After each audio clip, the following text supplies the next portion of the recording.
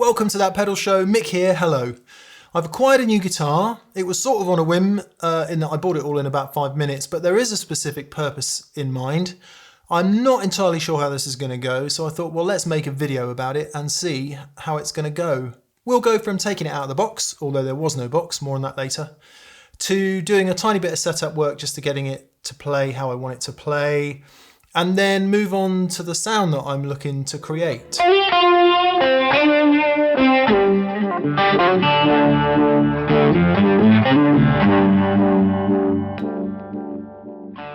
So this is it. It's an Ibanez Artcore AS7312. I've always had a soft spot for 12-string guitars. I've borrowed a few over the years, I've played loads, but I've never actually owned one all of my very own.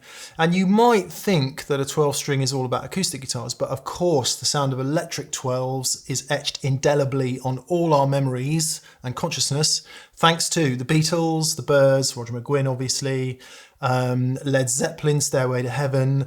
Let's talk about, I don't know, Hotel California by the Eagles. So many classic tracks down the years with the sound of those electric 12s. For me, I'm a big fan of country and Americana music, and you'll quite often hear an electric 12 nestled in there somewhere, either picking out a counter melody or the main melody.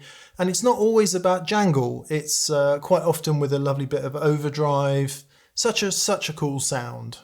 But the one 12-string performance that sticks in my mind above all others is a bit of video of Jimi Hendrix playing his blues song, Hear My Train A-Comin'. If you Google it on YouTube, you'll find it. I think it's in the Warner Archive or something.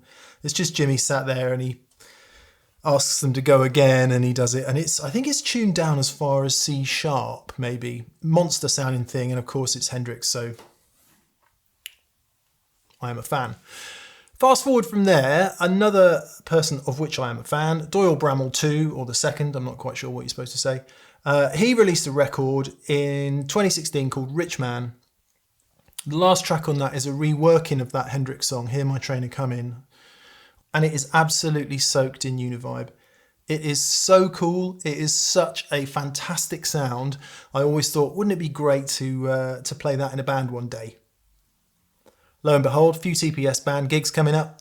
Dan says, any tracks you really want to do? I'm like, yes, there is. I would really like to do that track. Only one problem, no electric 12. Boom. Incidentally, you can also see Doyle playing that track. Solo performance is the one I found. He's got an upside down Les Paul on the Experience Hendrix tour, and very cool it is too. So why did I choose this particular guitar then, when there's quite a bit of choice out there? Well, the main driving factor is price. It's an occasional guitar, you know, it's not exactly my number one guitar, that's Strats.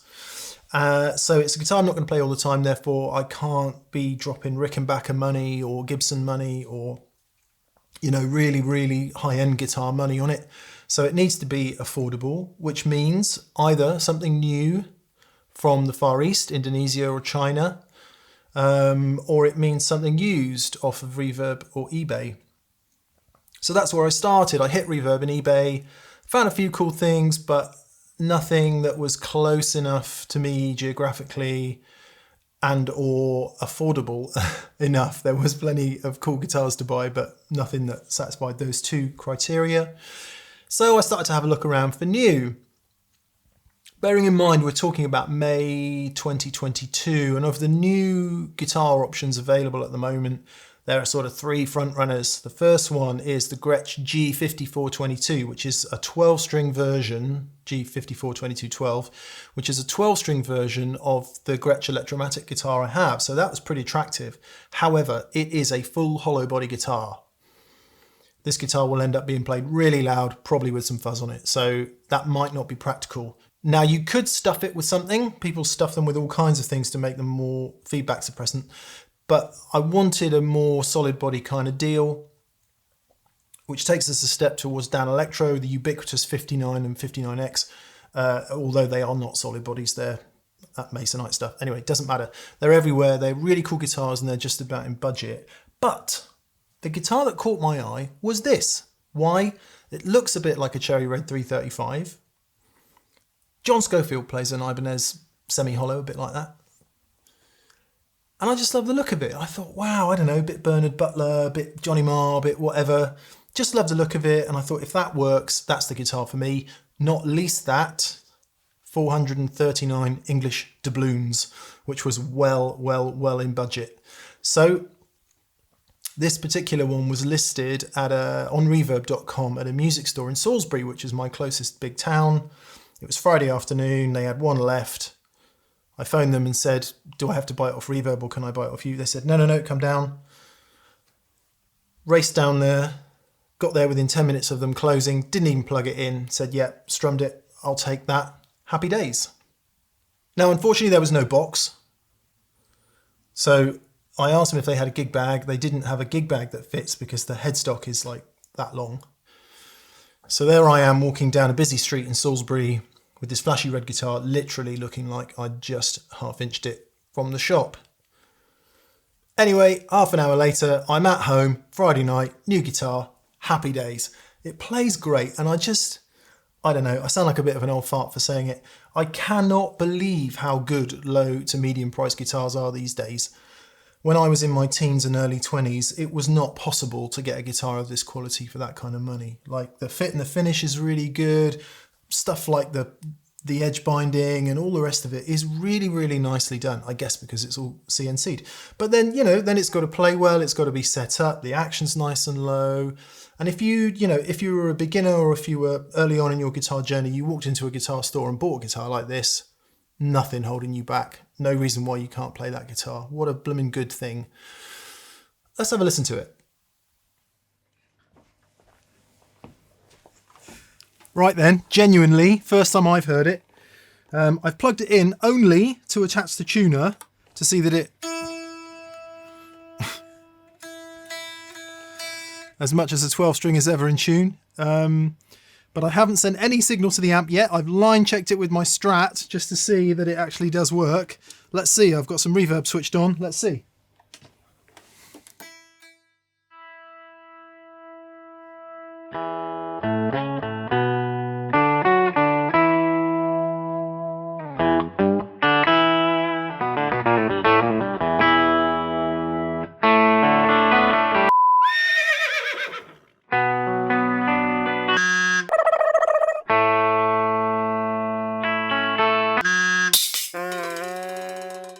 Okay, it works. Right, let's see if I can make any musical noise with it.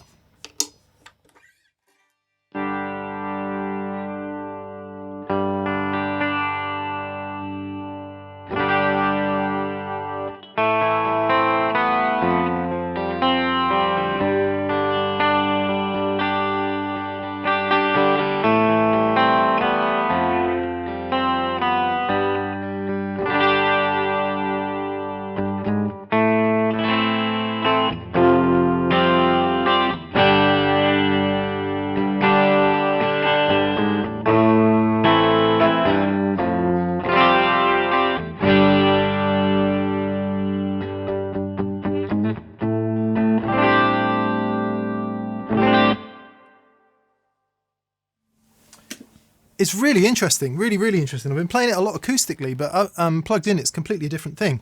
Let us start from the beginning. If you're not familiar with a 12-string guitar, here's how it works. Your 6 strings will be familiar, except they've each got another one next to it.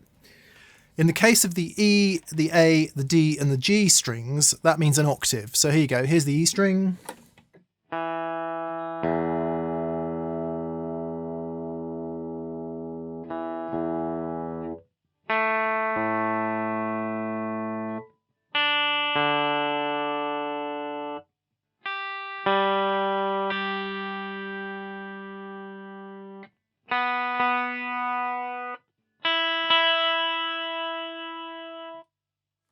E, A, D and G all have octaves, B and E are in unison. Now, on most 12-string guitars, I think I'm right in saying the thin string comes first, so the octave string comes first in the case of the low E here.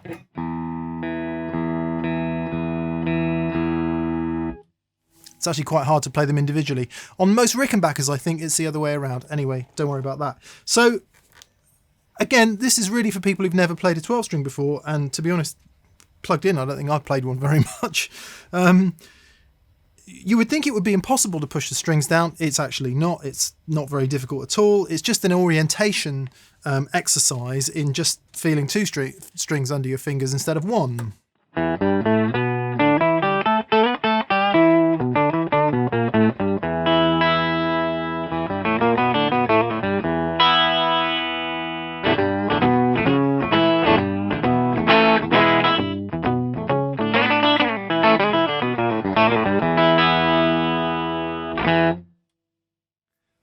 The more you play, the more kind of weirdly natural it feels. I don't think you'd want to be bending strings too much, maybe?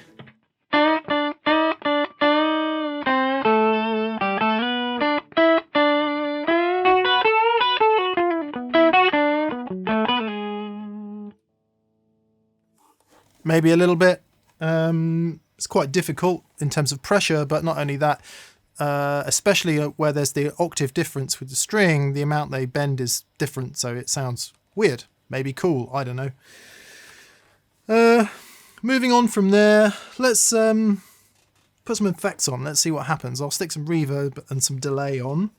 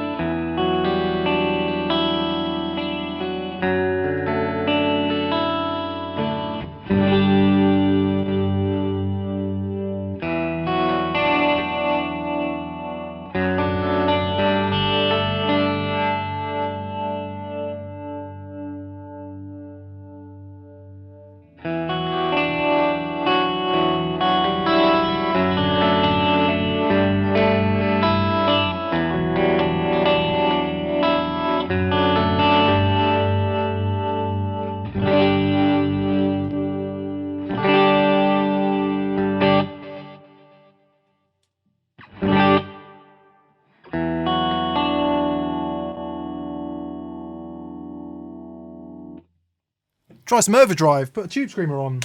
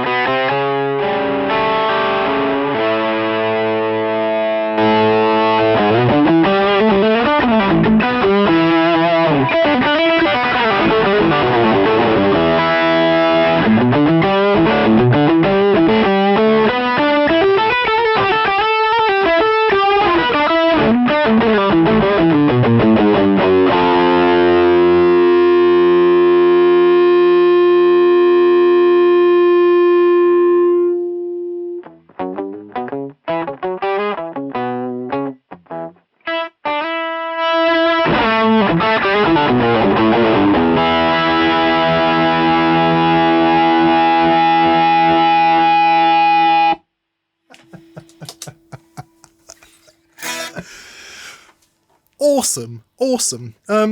Just for the hell of it then, what about some Octafuzz? Let's try that, shall we?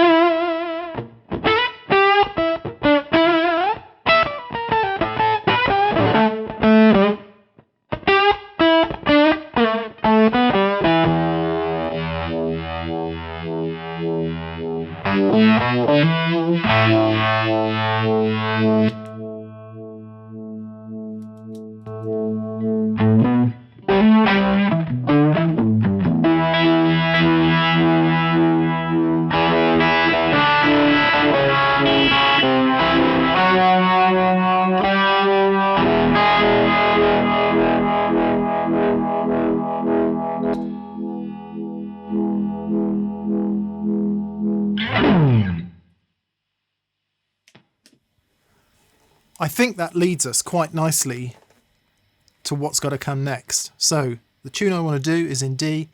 I need to tune the guitar down. I'm going to raise this action a little bit. It may need some heavier strings. I'm going to put some fingerboard conditioner on this fingerboard for reasons I'll explain in a sec, and we will reconvene to see if we can create this sound that I've been looking for. You heard a glimpse of it at the end when I turned the Univibe on. Tuning down a step and dialing it in a little bit more should be good fun. Okay, give me a few minutes. Well. Happy days. That went really well. I thought it sounded pretty good in the room. Interestingly enough, there's not much I want to do to the guitar. Let's get it. Now, in the interest of expediency, I don't have two cameras, so I'm just going to pan this one down. Totally groovy. Right. As I said, there's really not much I want to do to it. I think it plays fine. I'm going to have the strings off. I'm going to put some Monty Presso on the fingerboard. That's job number one. Job number two is put a string set together that's 1 gauge up. So I think it comes with like a 10 to 46 12 string set. Of the 12 set, the only wound string is the low E. So all the others are plain. I can make that up from single strings that I've got rather than have to buy any new strings. Okay, it's at this point I say thank you to Dean Markley, who invented this. Well, I don't know if they invented it, but it's the one I've got. Because the thought of removing all the strings on this guitar is frankly scary. So hopefully what we can do is put this on here.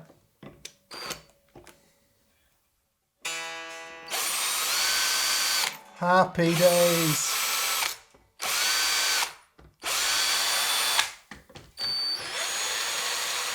Oh, Makita, you will never know anything about my nose. Goodbye. Totally groovy. We do get the odd Duff t-shirt, but we don't want to sell to you lovely people.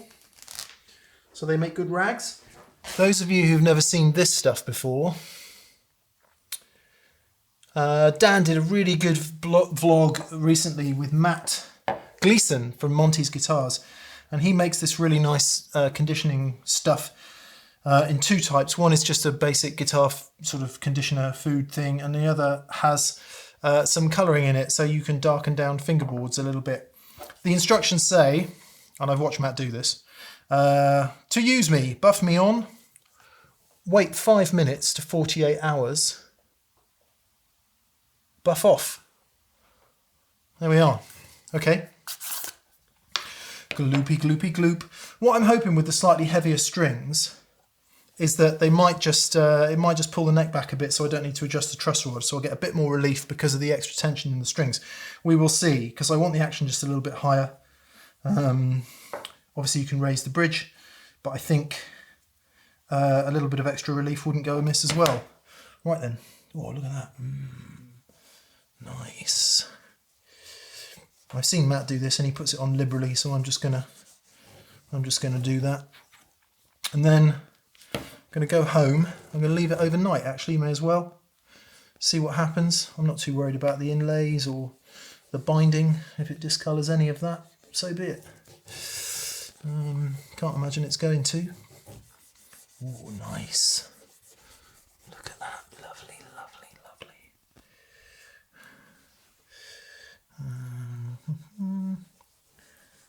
Nice, nice, nice. Oh, it's made with beeswax, local beeswax from where Matt's from. And I'm guessing, I don't know, do they use coffee? I don't know. All I know is it's making this fingerboard look really lovely. I think Matt puts more on, but there's enough morons in here already. Hey! I'm here all week. Try the vegan sausage. Groovy. I'll see you tomorrow.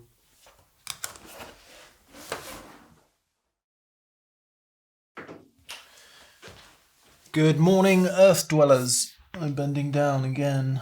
Okay, so it's the morning after. I've just taken the dog to scent training. Very well she did too. So we just need to buff this off then. This stuff that we've put on there.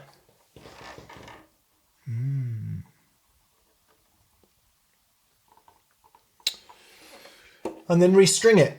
So buffing it off, rag.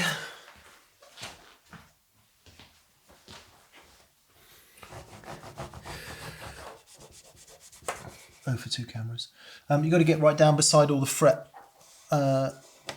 obviously, because there's a little bit of residue will build up in there. So we'll just do all that. Incidentally, I don't actually know what wood this fingerboard is. I shall put it on the screen here. Any normal sensible human would just buy a 12-string set, right? I've got loads of strings kicking about days of yore, so I'm just going to put one together based on my Kurt Mangan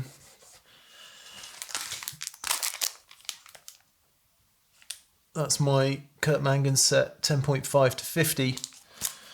I did a chart of string gauges that I kind of worked out looking at pictures online. And that's what I'm going to go for.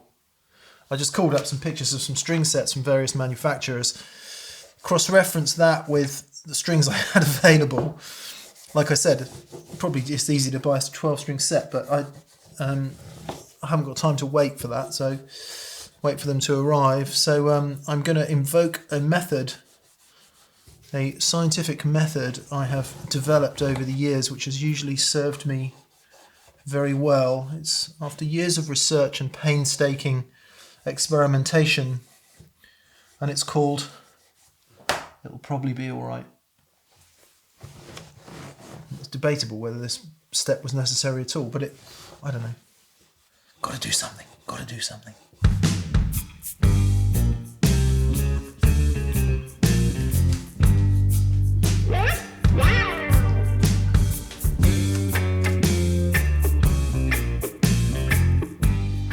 There we are then, my rather cobbled together selection, random selection of strings. Let's put them on. So this tail piece is interesting.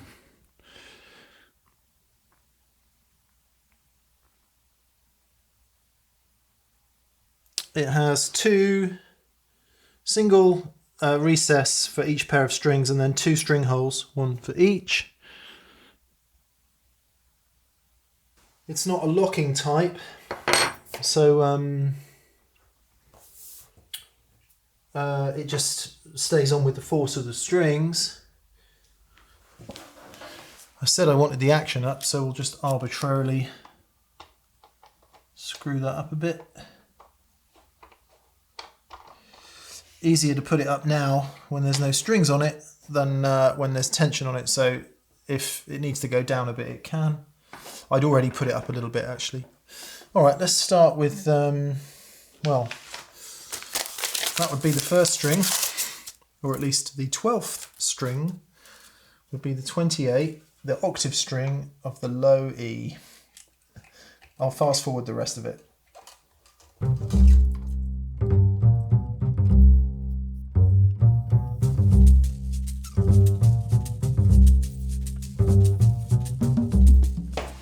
So going at the machine heads quite vigorously with the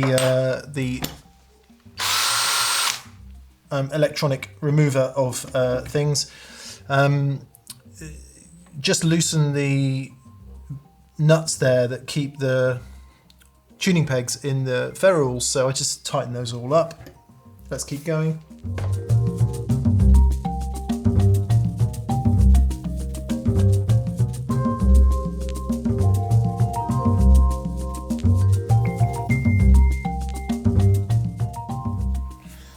Blimey O'Reilly. Okay, well, obviously it's just like stringing two guitars at once because there's twice as many strings, he said in the most obvious statement of the century.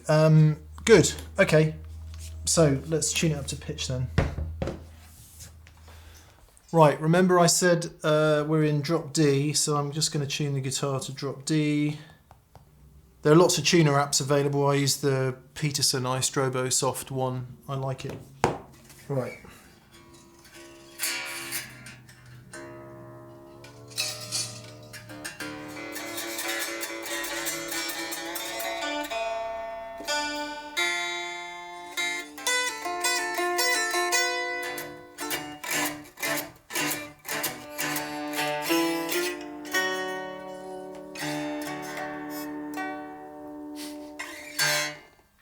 Near enough. Let's see what it sounds like plugged in. Ooh, actually, one problem. Because I've gone up a string gauge, the nut slot on the fat A string isn't quite there. So we're just going to have to remedy that. Somebody has started strimming, which is helpful. Anyway, we're just going to take that out a bit then. I'm no guitar repairer, but I'm happy to do this.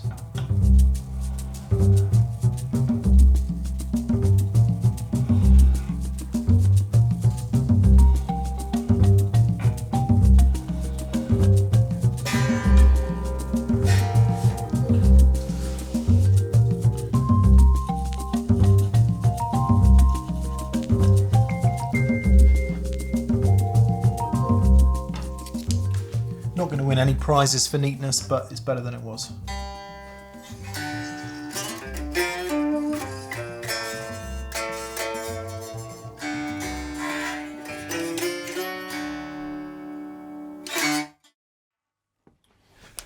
Righty-ho then.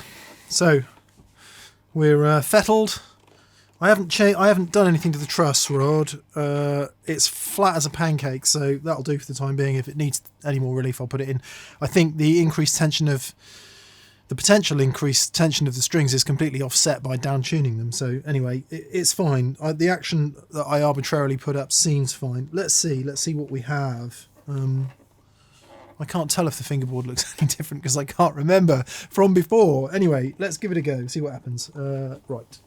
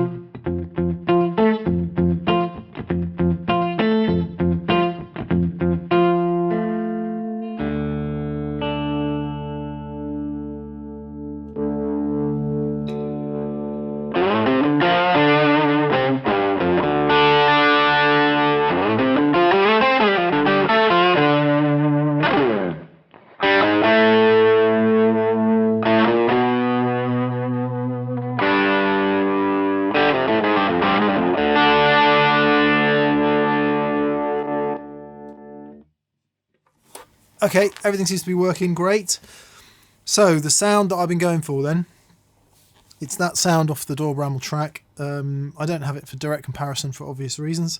Let's see if we can build it up then. So first off, vibe. Now I normally run my vibe wet dry, but can't do that in this case because this is a wet dry rig, but the vibe really ought to come before the overdrive in this kind of rig. So the split comes after the overdrive, so I can't run it wet dry, so it's wet over everything.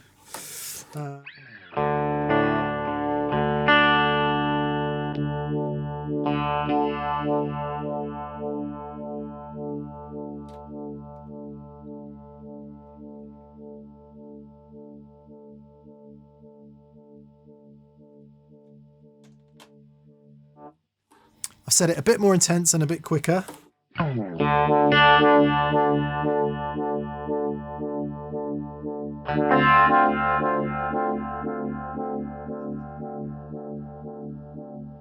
Let's add a bit of overdrive. We'll use the valve overdrive for this. See how we go with this.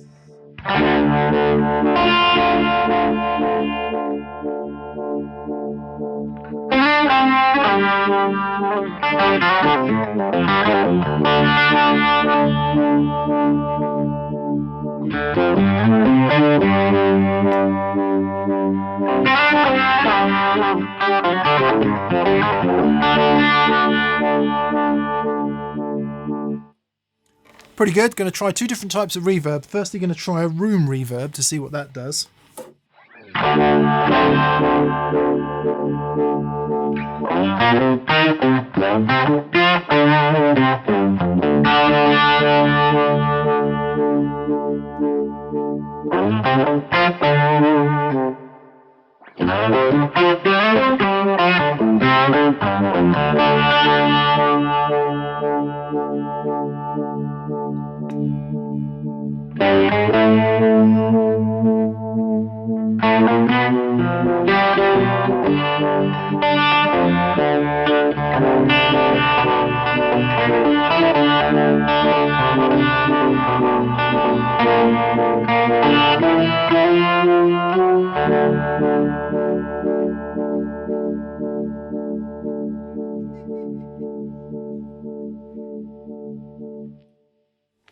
That was a plate reverb. I'm just going to add loads of delay for the hell of it and see what happens. I don't know, kind of shooting in the dark a bit.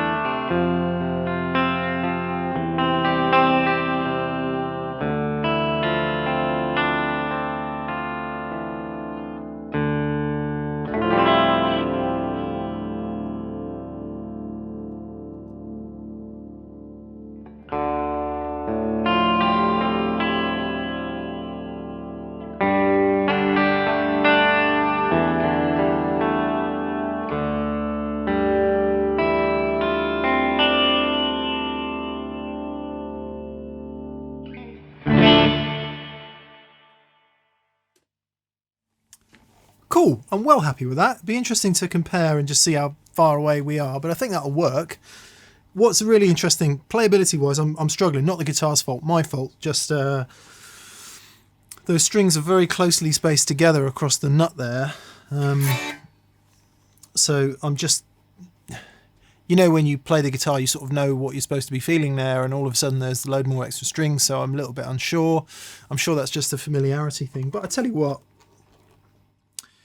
I'm going to have a listen back to the audio and then we'll conclude in the other room. But, you know, considering it was hung in a music shop for goodness knows how long,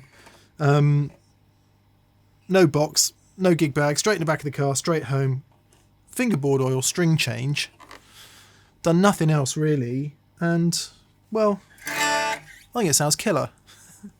Let's have a listen back to the audio and conclude in the other room. Couple of days later, I've just finished editing it, and gotta say, I'm pretty happy with that. What to reflect on? Setup wise, it seems to play fine. I mentioned that I was struggling a bit with the spacing at the nut. I'm just going to have to get used to that. Intonation, to be honest, I didn't even check it. It seemed fine, so perhaps I should check that, but it seemed fine with the new strings. There's 2 grooves per saddle, so a bit like a telly saddle, I guess. There's gonna be some compromise, especially with the vast difference in gauge of some of those strings. Anyway, I wasn't having a problem with intonation, given that it is a 12 string and you do get all that natural chorusing anyway from the pairs of strings. So that's that. Pickups wise, thought it sounded pretty good actually. One of my favourite settings on an ES style guitar is in the mid position with the neck rolled off a bit. You heard a bit of that in the audio at various parts. Other than that, I thought it was balanced up pretty nicely. With the effects, if you're watching this, if you've got this far and you're wondering why on earth would you buy a nice guitar like that and soak it in all those effects, well, my name's Mick, welcome to That Pedal Show. I'm normally here with my friend Dan, and that's kind of what we do. But, oh my goodness, I don't know, Octafuzz, everything turned on. I was really, really pleased with it. I'm looking forward to seeing how that works in rehearsals and band situation. It might be, you know, that I actually prefer the harmonic tremolo over the vibe. The vibe sounds killer and it is the sound for sure. But if I didn't explain it properly in the video, I normally want to run a wet-dry rig, and that means, in the TPS world at least, overdrive, and after the overdrive comes a split, and then you choose what you send to one amp and what goes to the other. In my case, the delay harmonic tremolo goes to one amp, and the reverb actually ends up going to both amps, but it could just go to one amp if you want. Anyway, well, farmers are doing some farming tractoring. The issue comes with vibe, where for my own personal tastes, I personally want it kind of after fuzz, but probably before overdrive. We've discussed that in many previous videos, but that's kind of how I like it. And given that my split comes after the overdrive, there's no way of getting the vibe only in one side. So it was affecting everything, massive and fat and huge it sounded as well. But in the band situation, I'll know whether the vibe's going to work or the harmonic trem is going to work better. I really liked it with the harmonic trem, actually. So yeah, yay Ibanez, good work. I'm really, really pleasantly surprised. The irony is not lost on me that in recent months I have spent thousands of pounds on really nice high-end and vintage guitars. Don't do that all the time, by the way. This is the first time in 25 years I've really done this. Anyway, I have, you know, in order to sound broadly the same, 439 quid on a Far Eastern Ibanez, and here I am sounding entirely different and very motivated by it too. So, cool. Needless to say, I can't wait for the gigs, the rehearsals for the gigs and all of that. Maybe we'll see some of you there. I hope we do. And in the meantime, thank you for watching. Please visit that Pedal Show store. Please visit that pedalshop.com if you're in the US. Thank you to all our Patreons on patreon.com. And thanks to everybody for being here and watching these shows. We really appreciate it. Okay, Mondays is VCQ, so we can talk about this if you like, or other things. Failing that, see you on Friday for the normal regular show. Cheers!